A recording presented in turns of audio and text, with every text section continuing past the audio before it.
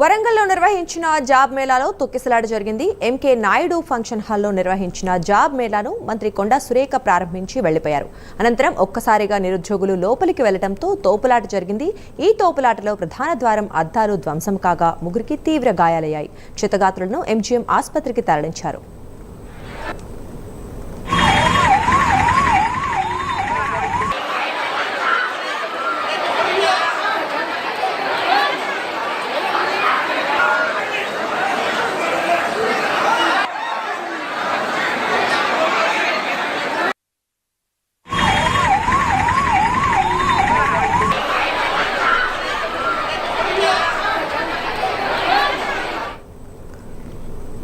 వరంగల్లో నిర్వహించిన జాబ్ మేళాలో తొక్కిసలాట జరిగింది. ఎంకే నాయుడు ఫంక్షన్ హాల్లో నిర్వహించిన జాబ్ మేళాను మంత్రి కొండా సురేఖ ప్రారంభించి వెళ్లిపోయారు. అనంతరం ఒక్కసారిగా నిరుద్యోగులు లోపలికి వెళ్లడంతో తోపులాట జరిగింది.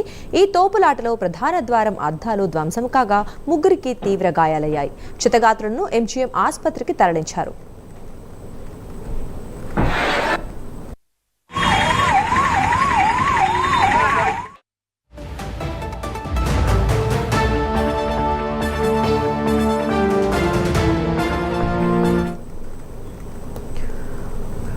వరంగల్లో ఉద్యోగుల కోసం ఏర్పాటు చేసిన కొండా సురేఖ ప్రారంభించి వెళ్లిపోగానే తొక్కిసలాట జరిగింది. అయితే ఈ విషయం గురించి మరింత సమాచారం మా కరెస్పాండెంట్ తిరుపతి అందిస్తారు. చెప్పండి తిరుపతి, ప్రస్తుతం అక్కడ పరిస్థితి ఎలా ఉంది?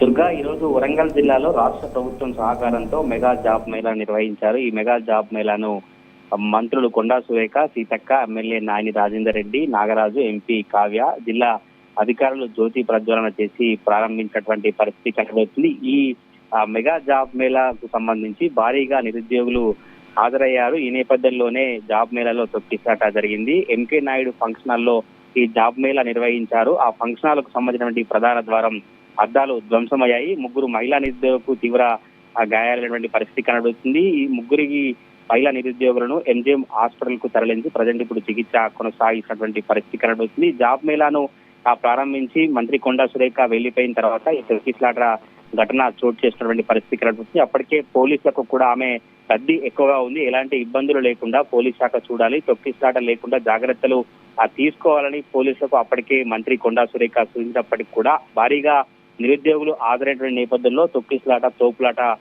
జరిగినటువంటి పరిస్థితి కనబడుతుంది. చాలా ఓపికతో అందరూ ఇంటర్వ్యూ పూర్తి చేసుకోవాలని మంత్రులు కావచ్చు, అధికారులు సూచించినప్పటికీ కూడా పలువురు నిరుద్యోగులు కొంత ఈ నిర్లక్ష్యంగా వ్యవహరించి పలువురు నిరుద్యోగులు అత్యుత్సాహం ప్రదర్శించడంతోనే ఈ తొక్కిసలాట జరిగినట్టుగా పోలీసులు కావచ్చు, అధికారులు భావించినటువంటి పరిస్థితి కనబడుతుంది. ప్రజెంట్ ఇప్పుడు అక్కడ కొంత పోలీసులు అదుపులోకి తీసుకొచ్చి క్యూ లైన్ ద్వారా జాబ్ మేళా నిర్వహిస్తున్నటువంటి పరిస్థితి కనబడుతుంది. ఈ జాబ్ మేళాలో ముగ్గురికి గాయాలైనటువంటి కుటుంబ సభ్యులు వారంతా ఆందోళన చెందినటువంటి పరిస్థితి కనబడుతుంది. ఆ ముగ్గురికి ప్రజెంట్ గా ఇప్పుడు ఎంజీఎం ఆసుపత్రిలో చికిత్స కొనసాగుతా ఉంది. Durga, right, thank you Tirupati.